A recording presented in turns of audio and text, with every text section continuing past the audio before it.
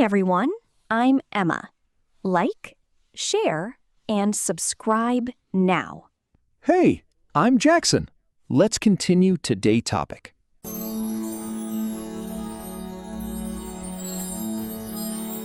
Imagine you have a set of master keys that open almost every door in English life. The door to a job opportunity in London, the door to a real friendship in New York, the door to help when you are lost in Dublin, the door to a confident conversation at a party in Amsterdam. These keys exist. They are not complicated. And after today, they are yours. These are the English phrases that open every door. Let's go. Welcome to Simple English Talks. And I love this topic because it gets to the heart of what English fluency actually means in practice. It is not about having a large vocabulary or perfect grammar. It is about having the right phrase at the right moment. And what I have discovered, after years of using English in professional and social settings, is that the same small set of phrases comes up again and again. In boardrooms, on streets, at parties, in job interviews, the same phrases, opening every door. And that is exactly what today is about. We have organized these phrases into 3 categories: work, travel, and social, because different doors need slightly different keys. But you will notice as we go through them, many of these phrases work across all 3 categories.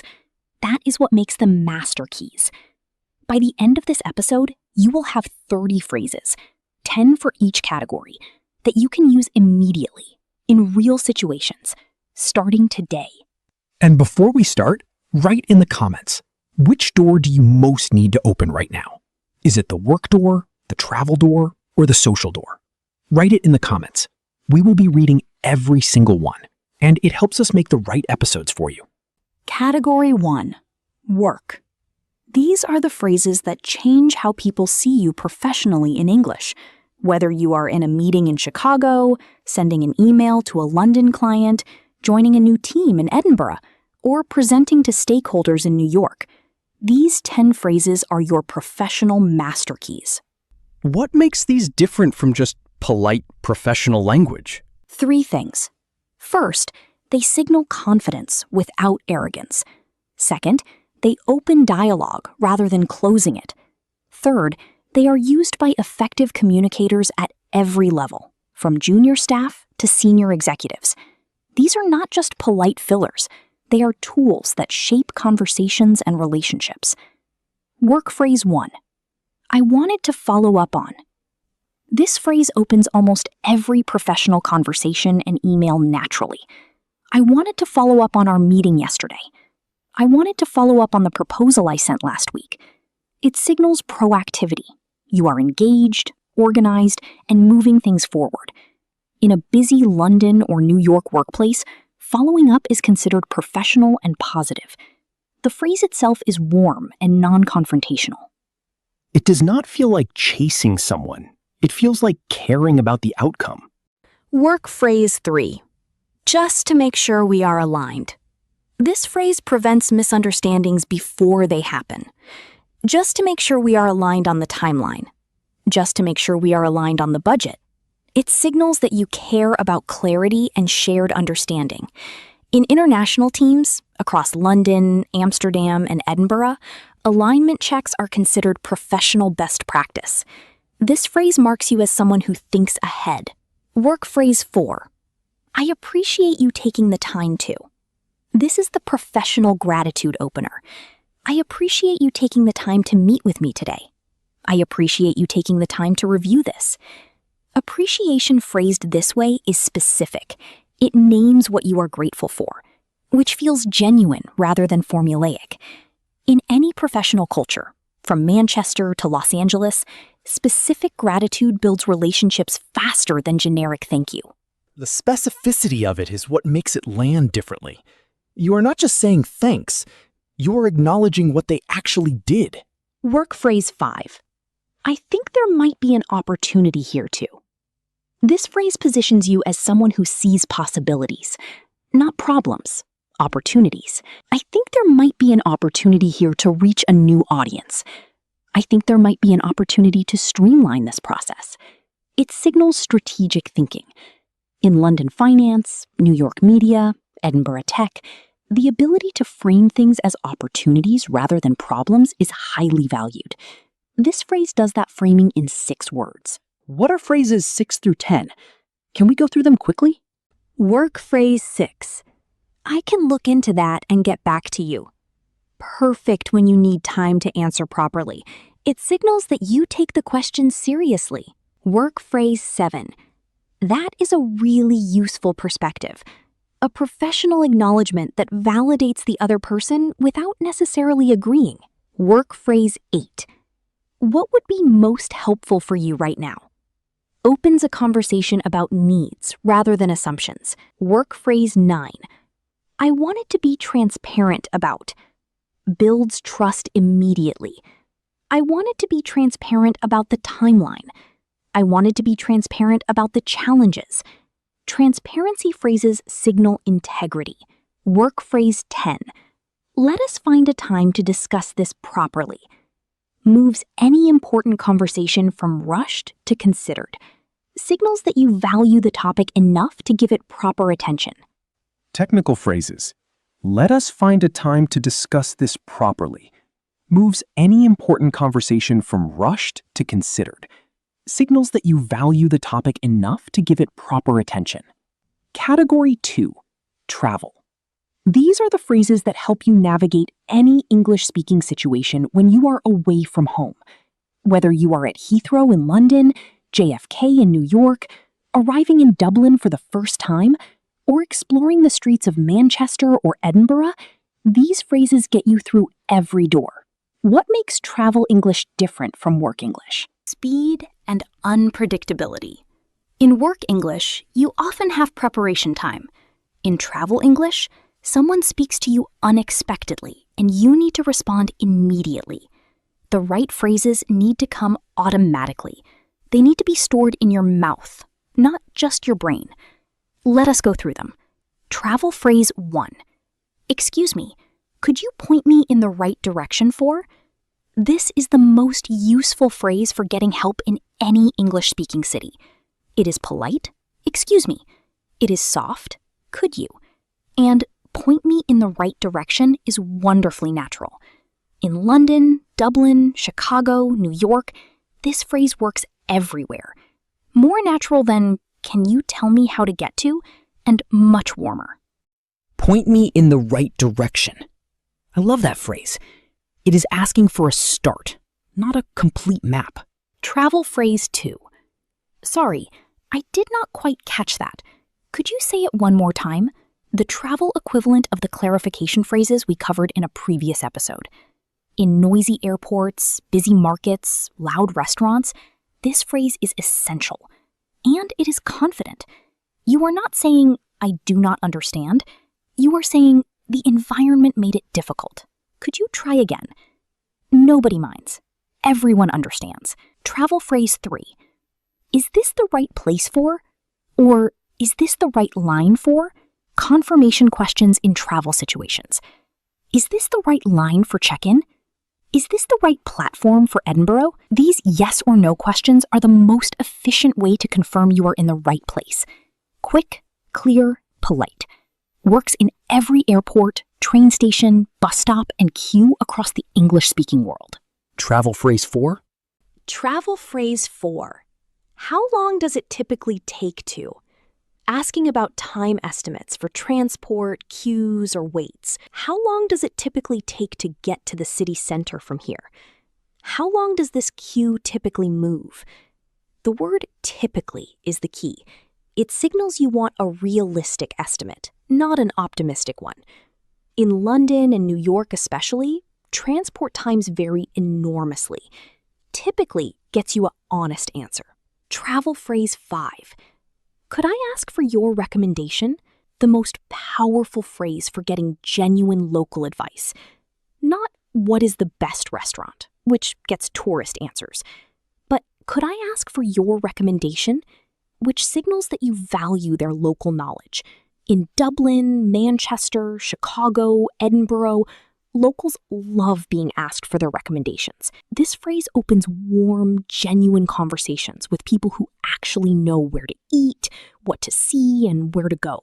That is such a warm phrase. It immediately creates a different kind of interaction. The simplest phrases are often the most powerful because they are the ones people actually say.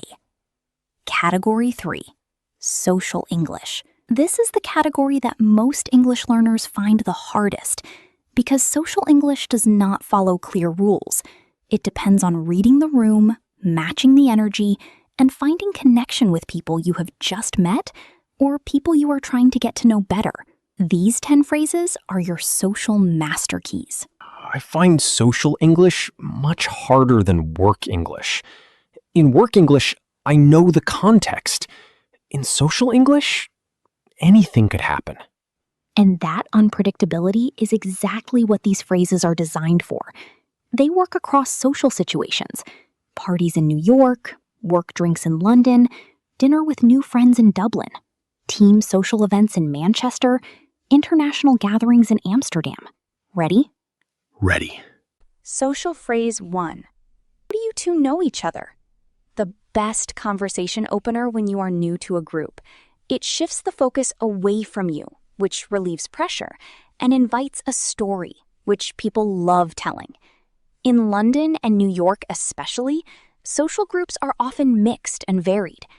How do you know each other almost always leads to an interesting answer and keeps the conversation going for minutes without effort. That is such a good strategy. You're not talking about yourself, you're getting them to tell you a story. Social phrase 2. That reminds me of something. Tell me more about that first. This phrase does 2 things simultaneously. It signals that you were listening. Something reminded you of your own experience, but you are choosing to prioritize their story. Tell me more about that first. This makes the other person feel genuinely valued. In social situations from Edinburgh to Los Angeles, making people feel heard is the fastest way to build connection. Social phrase 3. What is something you are really into at the moment? This replaces "what do you do?" with a much more interesting question. What do you do asks about work, which can be a charged topic. What are you really into at the moment asks about passion and interest, which is much more revealing and much more fun. In social situations in New York and London, this question often leads to the most memorable conversations of the evening. I want to start using that immediately. What are you really into at the moment? You learn so much more about a person than what they do for work. Social phrase 4. I have been meaning to ask you. This is a phrase that creates intimacy. I have been meaning to ask you about your trip. I have been meaning to ask you how the project went. It signals that you have been thinking about the person, even when they were not present, which is one of the most powerful social signals. You matter enough to be in my thoughts. That is such a warm phrase. It is a very small thing, but it immediately deepens the connection. Social phrase 5. I really admire the way you... Specific, genuine admiration. Not "you are great," which is generic, but I really admire the way you handled that situation. I really admire the way you always make time for people. Specificity makes admiration feel real, and expressing genuine admiration opens doors to deeper conversations and stronger connections. In every culture, every city, every language. Social phrases 6 through 10 quickly. Phrase 6. You have to try this. It is genuinely incredible. The best phrase for sharing something, food, an experience, a recommendation, genuinely is the key word. It signals real enthusiasm rather than social politeness. Phrase 7. I did not know that about you. A discovery phrase that deepens any conversation. It signals that you are learning something new about the person, which people find delightful. Phrase 8. What is the best thing that has happened to you recently? A question that invites positive energy. People light up answering it. Works at any social event, in any English-speaking city. Phrase 9. I am so glad we finally got the chance to talk properly. A social closing phrase that leaves any interaction on a warm, memorable note, even if you only spoke for 10 minutes. Finally got the chance signals anticipation, which flatters. Phrase 10. Let us keep in touch. Here is the best way to reach me. The confidence phrase that takes a social conversation and turns it into a connection. You take the initiative. You provide the method. You make it easy. Let us keep in touch. Here is the best way to reach me. I love the confidence of that. You are not waiting for them to ask. You are making it happen. That confidence, the confidence to create the connection, hoping it happens, is what separates people who build networks from people who attend events. One phrase, one moment, one new door opened. Now, let us talk about the phrases that cross all three categories. Because some phrases are so universally useful, so human, that they open doors in work situations, travel situations, and social situations equally. These are your true master keys. What makes a phrase work across all three? They tap into something universal. Curiosity, warmth, gratitude, trust. Phrases that express these qualities work in every human situation. Professional or personal, planned or spontaneous, familiar or new.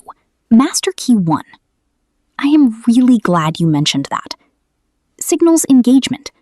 The person feels heard, works in a meeting in New York, a dinner in London, a conversation with a stranger in Dublin. Master key 2? That is a really interesting way to look at it. Validates perspective without necessarily agreeing, creates space for continued conversation. Works with a client in Chicago, a tour guide in Edinburgh, a new friend in Amsterdam. Master key 3? I would love to hear more about that. The universal invitation phrase. Every human being wants to tell their story. This phrase opens that door. Everywhere. Always. And master key 4? Is there anything I can do to help? The most powerful phrase in the English language for building trust and goodwill. In work, is there anything I can do to help with this project? In travel, is there anything I can do? I notice you were struggling with that bag. In social, is there anything I can do? You mentioned things have been tough lately. Offering help, genuinely, specifically, opens more doors than almost any other human behavior. And the phrase itself is warm, direct, and completely natural in every English-speaking context, from Manchester to Los Angeles.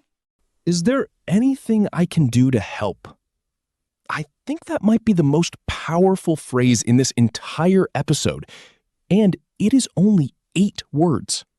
The simplest phrases are always the most powerful because they come from the most human place. They do not need decoration.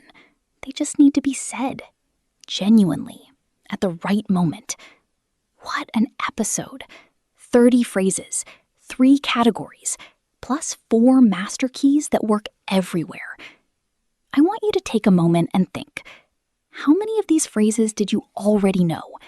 And how many are you going to start using?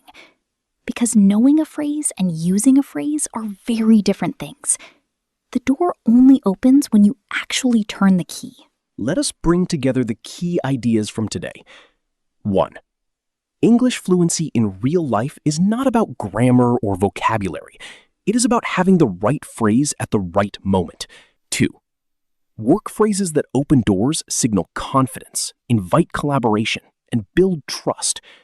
Following up, getting your thoughts, staying aligned, showing appreciation, seeing opportunities. 3. Travel phrases that open doors are specific, efficient, and warm. They get you help, directions, recommendations, and genuine connection with locals. 4. Social phrases that open doors are curiosity-driven, generous, and memorable. They make people feel heard, valued, and genuinely seen. 5. The master keys work everywhere.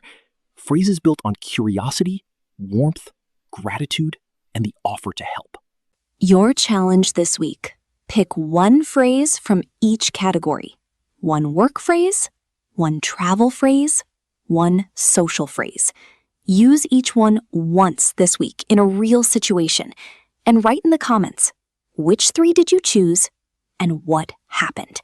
We want to hear your stories, the real ones, because those are the ones that help other learners in this community more than anything we can teach. And tell us, which door feels most important to open right now in your life? Work? Travel? Social? Write it in the comments. Because wherever you are in your English journey, there is a door waiting. And now, you have the key. If this episode helped you, please share it with one person who is using English to build a better life, a better career, a better connection to the world. Subscribe to Simple English Talks. New episodes every week.